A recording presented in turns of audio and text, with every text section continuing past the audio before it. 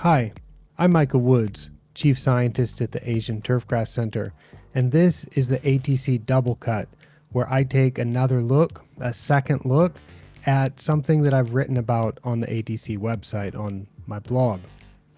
This is a way I think that people can learn about some of these topics in a easy to consume way, and I'm going to try to avoid some of the numbers, avoid some of the technical stuff. If you want that, please go to my website and check it out. You can find all the information at asianturfgrass.com, and of course I will be putting a link to the specific post that I'm talking about in this episode in the description. I want to talk here about a post that kind of has a cryptic title. I called it Inertia as the Force of Inactivity. And what it's really about was, some things that I think persist that we just keep doing over and over in the turfgrass industry, and they probably aren't right for every facility. Probably some places could get away with not doing the same thing over and over, and by doing the change, instead of practicing inertia, the force of inactivity, by actually changing something and by being more active to change, it's possible that the work could be a little bit easier and the playing conditions could be improved. I was prompted to write this, or I was prompted to look up the definition of inertia last summer.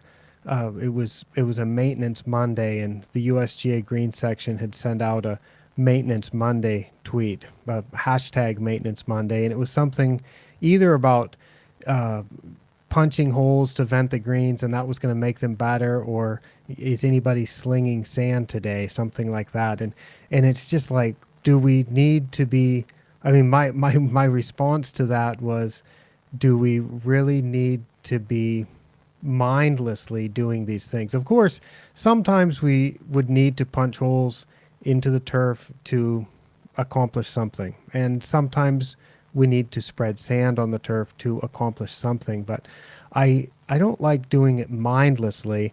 And these are all things that I think I can talk about because I've changed my mind on a lot of these also.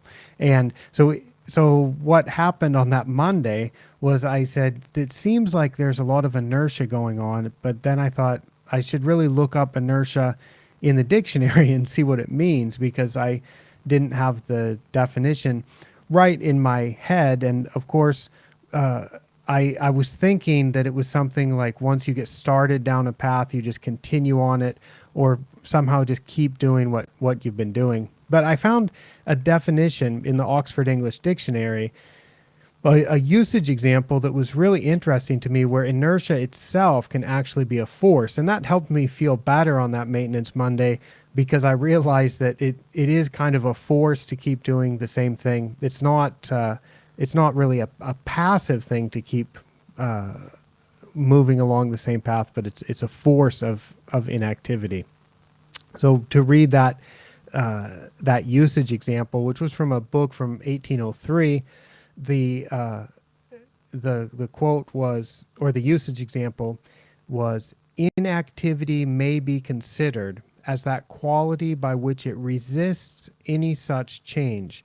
In this sense, it is usually called the force of inactivity, the inertia. And there was another definition where inertia could also be defined as disinclination to act. And I think that certainly seems to be the case with some things in the turf industry, where there are very few, or there's no evidence to suggest that doing something accomplishes anything, and there's plenty of evidence or anecdote to suggest that not doing it would provide equivalent turfgrass conditions. So I listed some of those in the post, and I'd be really interested to hear feedback about this. I've heard some feedback from people who are like, "Yeah, way to go, nice to list these things." I agree with you completely. I haven't heard from people yet who disagree with me on this, but I know there were people that are out there, and I think frost. I used a picture of people playing golf on a frosted bent grass putting green in autumn in the blog post, and I think that's one that's plenty controversial. And I'll tell a little story about my experience with this. In the autumn of 2000, I was a golf course superintendent in Japan. And as the winter approached and we came up to the first frost, I had every expectation that when there was frost, I, as the golf course superintendent, would be having the power to say, okay, we're not going to play golf until the frost is melted. And so I tried that, and it didn't go so well. I got a phone call from the golf course owner, who was really insistent that we needed to let the golfers play. And I quickly came to understand that in Japan, when people make a tee time, they expect to play golf at the time they've made the tee time. And when the golf course has booked the tee time and essentially is has sold it, and people are going to pay for that when they come to play, the golf course wants to have that revenue. And me, as the golf course superintendent, stopping all that from happening did not go over so well. And so quickly, I had to adjust what I was doing and just let people play on the turf, and even when there was frost on it. So we did that all winter. And I've got some more posts on my blog site, on my website, about what the exact temperatures were that winter. And I was petrified. I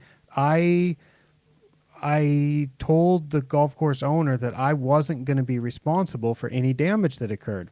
And surprisingly, damage did not occur. In fact, we were pushing snow off the greens so people could play. We were melting snow off the greens with water, with hoses, just saturating those sand-based root zones, thank goodness.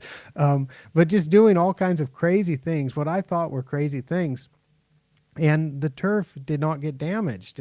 People were playing golf on frosted turf. It didn't get damaged. So I've really changed my thinking about that.